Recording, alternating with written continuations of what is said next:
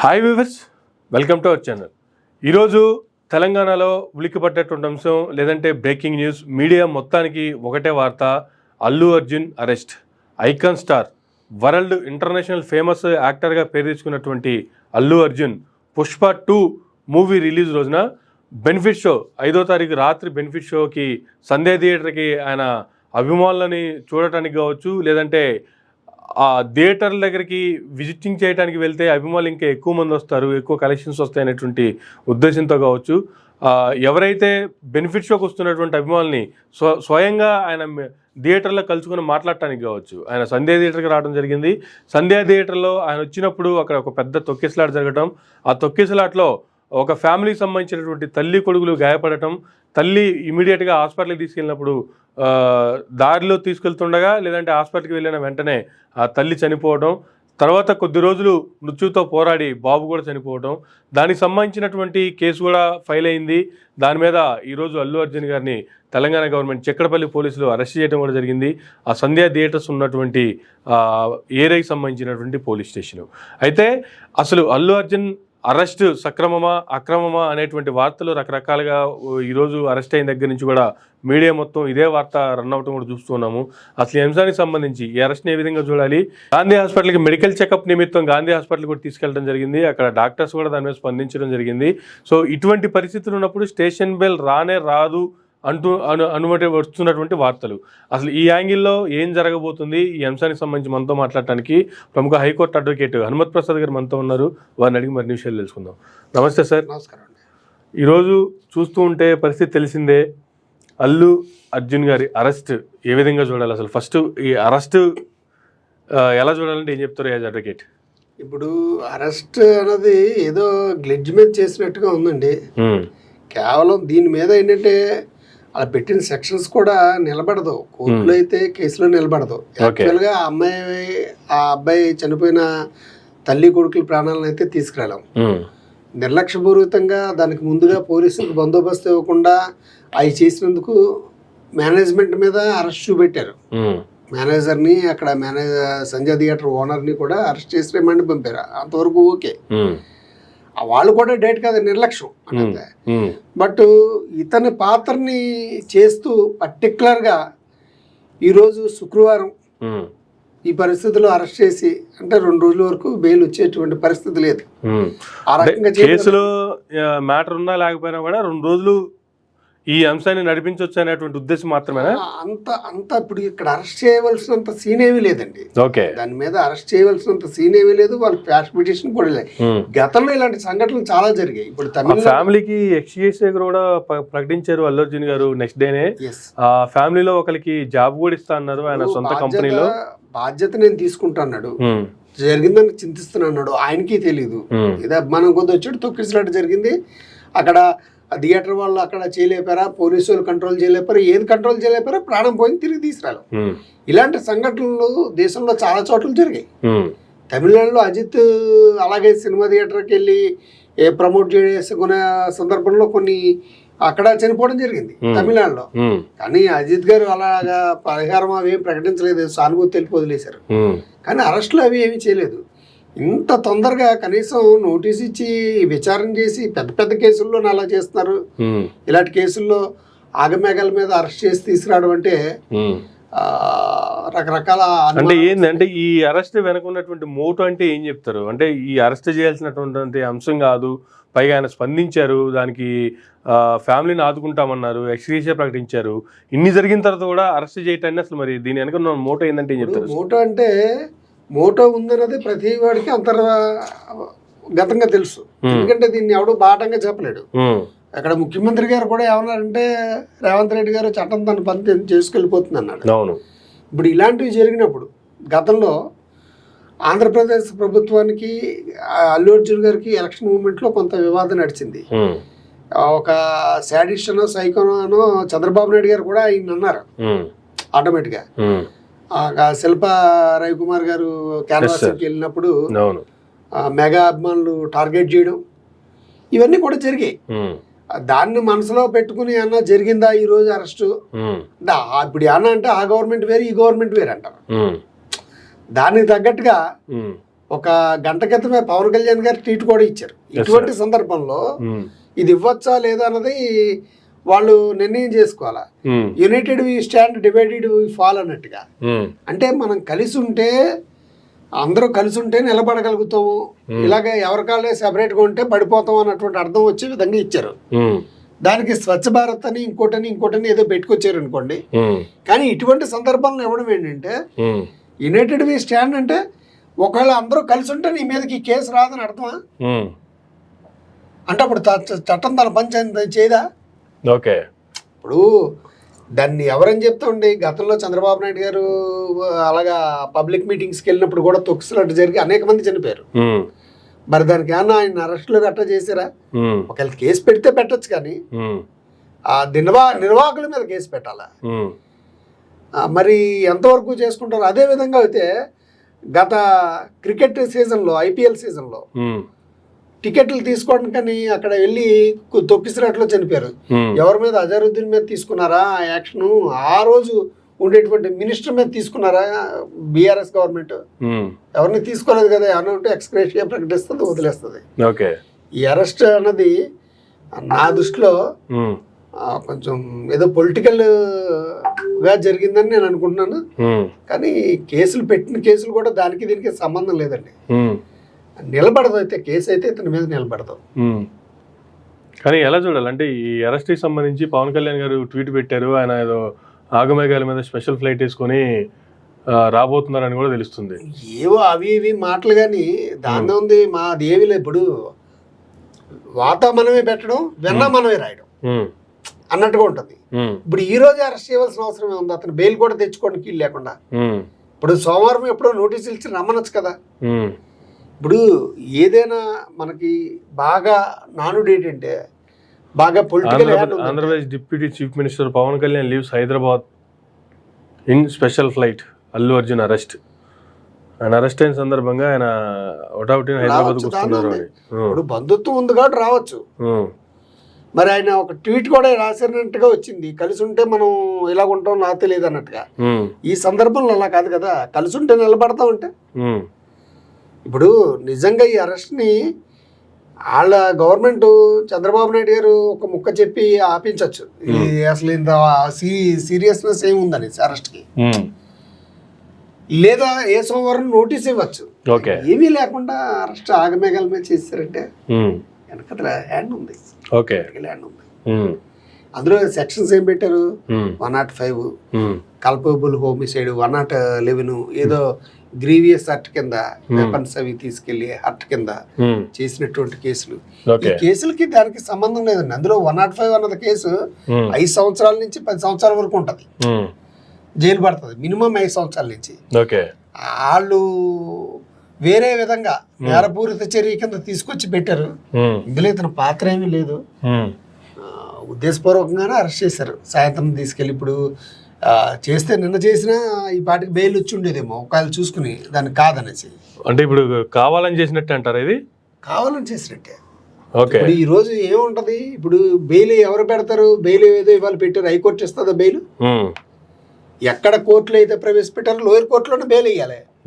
Lower కోర్టులో bail వేసాక దాని మీద వాళ్ళు కొట్టేస్తే డిస్ట్రిక్ట్ కోర్టు కొడితే హైకోర్టు, డైరెక్ట్ గా హైకోర్టులో బెయిల్ వేయరు కదా. ఇప్పుడు క్వాష్ పిటిషన్ పడేసుకున్నారు. క్వాష్ పిటిషన్ పడేసుకుంటే పొద్దున్న పడేస్తే ఏమన్నారు? సాయంత్రం 4:30 వరకు వెయిట్ చేయండి అన్నట్టుగా జడ్జి గారు అన్నారు. ఇప్పటికిప్పుడు అర్జెంట్ ఏంటి అన్నట్టుగా. ఈ ఒకవేళ అంతవరకు అరెస్ట్ కాకుండా చూడండి అన్నారు. దీనికి సంబంధించి కేఏ పాల్ గారు కూడా స్పందించారు సార్. ఆయన ఏం మాట్లాడారో ఒకసారి ఆయన మాటలో కూడా విన్నాం. 3 people died in Guntur and in Puskaral time, it's a total stop that Pushpa actor Allu Arjun is arrested as per the media reports. When Chandrababu Naidu conducted political rallies, 8 people died in Kandukur, 3 people died in Guntur, and in Puskaral time, Chandrababu did a huge stunt where 23 people died. Did the police arrest him? Did the police call him to the police station? Did the police question him? Why? For powerful political leaders, one standard. For ordinary people and actors, other standard. చూడండి, Pushpa actor Allu Arjun ని ఇప్పుడు పోలీసులు arrest చేశారంట. కారణం ఏంటి? ఆయన ఏదో సినిమాకి వెళ్ళినప్పుడు వీడియోలో తల్లి కొడుకు చనిపోయారట. మరి చంద్రబాబు నాయుడు ర్యాలీస్ పెట్టినప్పుడు కందుకూరులో 8 మంది చనిపోయారు. చంద్రబాబుని అరెస్ట్ చేశారా? పిలిచారా పోలీస్ స్టేషన్ కి? గుంటూరులో 3 చనిపోయారు. 2019లో పుష్కరాల్లో ఆయన స్టంట్ చేసినప్పుడు 23,000 మంది చనిపోయారు. Article 14 violation. వెంటనే అల్లు అర్జున్ ని రిలీజ్ చేయకపోతే నేను కోర్టులో ఫైల్ చేసి పబ్లిక్ ఇంట్రెస్ట్ లిటిగేషన్ వేసి ఆయన్ని రిలీజ్ చేయడానికి ఆయన ఎందుకు అరెస్ట్ చేశారని క్వశ్చన్ చేస్తాను. ఆర్టికల్ 19 నాకు ఇచ్చిన ఫ్రీడమ్ ఆఫ్ స్పీచ్ గా ఈ క్వశ్చన్స్ నేను అడుగుతున్నాను. ఈ వీడియో మీడియా మిత్రులు అందరికీ షేర్ చేయండి. ప్రజాస్వామ్యాన్ని కాపాడు. ఇప్పుడు ఈయన లేవనెత్తినటువంటి అంశానికి సంబంధించి ఎలా చూడాలి సార్? అంతే, ఇప్పుడు 100% కరెక్ట్. ఇప్పుడు ఇది అకస్మాత్తుగా అన్ఎక్స్పెక్టెడ్ గా జరిగిన ఈవెంట్స్ ని బేస్ చేసుకుని వాళ్ళని అరెస్టులు చేసేస్తే ఈ రోజు చంద్రబాబు నాయుడు గారిని కూడా అరెస్ట్ చేయాలి కదా. ఆ గత కేసుల మీద పుష్కరాలు ఎంతమంది పోయారు, వీళ్ళు ఎంతమంది. ఇది ఏంటంటే చేయించేది వాళ్ళే. ఇప్పుడు చంద్రబాబు నాయుడు గారి సంఘటన చూసుకుంటేనేమో ఆంధ్రప్రదేశ్ రాష్ట్రంలో జరిగింది. అల్లు అర్జున్ గారి సంఘటన చూసుకుంటేనేమో తెలంగాణ స్టేట్లో జరిగింది. ఇక్కడ Telangana state chief minister Revanth Reddy గారేమో చట్టం తన పని చేసుకుపోతుంది, ఏది ఎలా జరగాలంటే అలా జరుగుతుందని చెప్పి ఆయన కామెంట్ చేశారు. అక్కడ డిప్యూటీ చీఫ్ మినిస్టర్గా ఉన్నటువంటి పవన్ కళ్యాణ్ గారేమో ఇందాక మీరు అన్నట్టు ఆయన ట్వీట్ పెట్టారని చెప్పి మీరు ఒకటి ప్రస్తావించారు. కలిసి ఉంటే ఇలాంటప్పుడు మేము కూడా మాట్లాడటానికి అవకాశం ఉంటుంది, లేకపోతే ఎవరి సావాలు చావాల్సింది అన్నట్టు ఆయన ట్వీట్ యొక్క సారాంశం. కలిసి ఉంటే మాట్లాడడానికి అవకాశం ఉంటుంది, కలిసి ఉంటే నువ్వు చేసిన తప్పు కాదు, ఇడిపోతేనే నీకు ఏమన్నా జరగచ్చు అంటే ఆటోమేటిక్గా జరిగిందా? ఇప్పుడు ఎవరి పాత్రం లేకపోతే పోలీసులు అంత ఇంటెన్షనల్గా వెళ్ళి అల్లు అర్జున్ని తీసుకొచ్చేసి వాళ్ళు చనిపోయారు కాబట్టి నీవే కారణం అనేసి తీసుకొచ్చే పరిస్థితి ఉండదు కదా రాజకీయ ప్రోద్బలం లేకపోతే. ఇప్పుడు ఇలాంటివి ఎన్నో జరిగాయి. ఎన్నో జరిగినప్పుడు వాళ్ళ మీద పెడుతున్నారా? నిర్వాహకులమే పెడతారు ఏమన్నా ఉంటే. సో ఇండైరెక్ట్ గా ఏపీకి సంబంధించినటువంటి అంశం దీని వెనక ఉందంటారా? ఉందని జనాలు అనుకుంటున్నారు. అందరూ ఎవరు నోటి ఉన్నా అస్తం ఉందని అనుకుంటున్నారు. పుష్ప సినిమా ఫ్లాప్ అయిన దగ్గర నుంచి, ఫెయిల్యూర్ చేసిన దగ్గర నుంచి వాళ్ళ హ్యాండ్ ఉందని అనుకుంటున్నారు. ఓకే, ఇప్పుడు దాని తగ్గట్టుగా ఇప్పుడు వెళ్ళొచ్చు, దాని ఉంది పలకరించడానికి వెళ్ళొచ్చు, ఇంకోటి వెళ్ళొచ్చు, మా హ్యాండ్ లేదని చెప్పుకోవడానికి. వాత మనమే పెట్టి వెన్న మనమే రాస్తే ఇందులో నిరూపించలేం కదా, వాళ్ళే చేశారు నిరూపించలేం కదా. ఇప్పుడు ఆ గవర్నమెంట్ ఒకటి ఈ గవర్నమెంట్ ఒకటి కాదు కదా. ఓకే, రెండు ఫ్రెండ్లీ గవర్నమెంట్లే కదా. సో గతంలో ఏమన్నా జరిగాయా? పోనీ ఇలాంటివి గతంలో అజరుద్దీన్ గారు చైర్మన్ కింద ఉన్నారు, క్రికెట్ టికెట్ల ఆటలో తొక్కిసినట్టు జరిగింది. అజరుద్దీన్ ఏమన్నా చేశారా? అప్పుడు శ్రీనివాస్ ఆయన ఉన్నాడు కదా మినిస్టర్, ఆయన ఏమన్నా అరెస్ట్ చేశారా? కేసులు ఏమైనా పెట్టారు వాళ్ళ మీద? ఇవి చూసుకోవాలా? ఇవేమీ లేకుండా తలతోక లేకుండా ఇప్పుడు తీసుకొచ్చేసి ఆయన బాధ్యత వహిస్తా అన్నాడు కదా. ఆయన పాత్ర ఏంటి? ఆయన చంపేసాడా లేకపోతే చచ్చిపోయేలాగా ప్రేరేపణ చేసాడా? అసలు దానికి సెక్షన్స్ ఏమైనా ఉన్నాయా? ఇప్పుడు ఒకటండి, క్వాష్ పిటిషన్ వేసుకునే రైటే ప్రతి ఒడికి ఉంటుంది. ఇప్పుడు ఈ రోజు ఇచ్చారనుకోండి, నాన్ బెయిలబుల్ కేసు ఒకటి పెట్టారు 105 అనేసి బిఎన్ఎస్ ప్రకారం. అది కల్బుల్ హోమిసైడ్ కింద వస్తుంది. 5 నుంచి 10 సంవత్సరాల వరకు శిక్ష పడుతుంది. ప్రూవ్ అవుతుంది, ప్రూవ్ అవ్వదు. నాన్ బెయిలబుల్ కేసు అంటే ఏంటంటే ఫస్ట్ ఏంటంటే పబ్లిక్ ప్రాసిక్యూటర్కి ఎవరైతే ఉన్నారో అదర్ సైడ్ నోటీస్ ఇవ్వాలి. వాళ్ళు అవైలబుల్ ఉండరు. ఇక్కడ లోయర్ కోర్టులో పెట్టారు కాబట్టి బెయిల్ ఇక్కడే పెట్టాలి. ఎఫ్ఐఆర్ రాంగ్ అని క్వాష్ చేయాలి. క్వాష్ చేయాలంటే ఏంటి? ఆటోమేటిక్గా ఇక్కడ అరెస్ట్ కాకుండా ఉంటే ఏదో క్వాష్ చేయొచ్చు. ఇక్కడ అరెస్ట్ అయిపోయాడు కదా. అక్కడ హైకోర్టులో ఏమో 4:30కి మేము వాదనలు వింటాం ఉంది, ఈ లోపల అరెస్ట్ చేస్తారు, ఇక్కడ రిమాండ్ వేస్తారు. మళ్ళీ రేపటికైనా హైకోర్టు స్పెషల్గా ఏమన్నా తీసుకుని ఏమన్నా చేస్తూ ఉంటుంది. కానీ నాన్ బెయిలబుల్ కేసులో అయినప్పుడు ఆటోమేటిక్గా అదర్ సైడ్ నోటీస్ ఇవ్వడం, బెయిల్ పడేయడమే. క్వాష్కి టైం అడుగుతారు, గవర్నమెంట్ని కూడా అడుగుతుంది కదా. ఇప్పుడు ఒక పిటిషన్ పడేసామంటే క్వాష్ ఒక సైడ్ వాదనలు వినేసి క్వాష్ చేసేది, అదర్ సైడ్ కూడా గవర్నమెంట్ని అడుగుతుంది. గవర్నమెంట్ మేము కౌంటర్ పడేస్తామంటే టైం ఇవ్వండి అంటారు. సోమవారంకో మంగళవారంకో ఇస్తారు. ఈ లోపల 2 రోజులు ఉంటాడు కదా ఆయన. తర్వాత వచ్చిన ఇది ఏంటంటే ఉద్దేశపూర్వకంగా చేసింది అంతే తెలుస్తుంది. ఎందుకంటే పోలీసులు కూడా ఇంటికి వెళ్ళినప్పుడు కూడా ఏదో దొంగతనాలు అవి చేసి పారిపోయేవాడు ఎక్కడికో జంప్ అయిపోతాడు అన్నట్టుగా వాళ్ళకి ఛాన్స్ కూడా ఇవ్వకుండా, బట్టలు మార్చుకుంటా అంటే ఛాన్స్ కూడా ఇవ్వకుండా తీసుకొచ్చేయడానికి రెడీ అయ్యారంటే అక్కడ చూడండి ప్రెజర్ ఎంత ఉందో. ఓకే, అదే వాళ్ళని ఇప్పుడు ఎవరిని అడిగినా మాకు ప్రెజర్ లేదంటే చట్టం తన పని చేసుకోబోతుంది అంటాడు. ఇది ప్రజాస్వామ్యం. ప్రభువుల మీద ఎదురు తిరిగితే ఏ రకంగా ఉంటుందో చర్యలు చూపిస్తున్నాయి. గతంలో నాగబాబు గారు చెప్పాడు కదా, మనోడు పగోడు అంటే ఏవో స్టేట్మెంట్ కూడా ట్వీట్ కూడా ఇచ్చాడు. ఇవన్నీ ప్రభావం టైం వచ్చింది, వాళ్ళకి అవకాశం ఉంది, ఇక్కడ వాళ్ళే అక్కడ వాళ్ళే కాబట్టి చేయించడం జరిగింది. సో ఇవాళైతే బెయిల్ వచ్చే అవకాశం లేదు, కంపల్సరీ రిమాండ్కి వెళ్ళాల్సిందే. బెయిల్ అంటే ఇప్పుడు పోలీసులు పెట్టారు రిమాండ్కి, ఇంకా పెట్టారో లేదో తెలీదు. హాస్పిటల్ నుంచి ఇంకా ఆన్ ది వేలో ఉన్నారో వెళ్ళారో తెలియదు. 5-6 అయిపోతుంది. 5 అయిపోయాక బెయిల్ ఎలాగిచ్చేస్తారు? నీది ఏమైనా బెయిలబుల్ కేసా? నాన్ బెయిలబుల్ కేసు పెట్టారు. అదర్ సైడ్ ఇమ్మంటారు నోటీసు. 5 గంటలు అయిపోయాక రిమాండ్ వేస్తారు. ఫస్ట్ ఎప్పుడు కేసుకి పెట్టాక ఎక్కడ బెయిల్ ఇవ్వాలి? హైకోర్టు ఇవ్వదు కదా బెయిల్. లోయర్ కోర్టులో ఎక్కడైతే రిమాండ్ ఇచ్చారో అక్కడ బెయిల్ పడియాల. అక్కడ ఫెయిల్ అయితే డిస్ట్రిక్ట్ కోర్టుకి వెళ్ళాలి, డిస్ట్రిక్ట్ కోర్టు ఫెయిల్ అయితే హైకోర్టుకి వెళ్ళాలి. అంతేగాని రిమాండ్ ఒక జడ్జి గారు ఇస్తే బెయిల్ డేట్కి హైకోర్టుకి వెళ్ళరు కదా. ఇప్పుడు వీళ్ళు హైకోర్టుకి వెళ్ళిందంటే ఎఫ్ఐఆర్ను కొట్టేయండి అని వెళ్ళారు, క్వాష్కి వెళ్ళారు.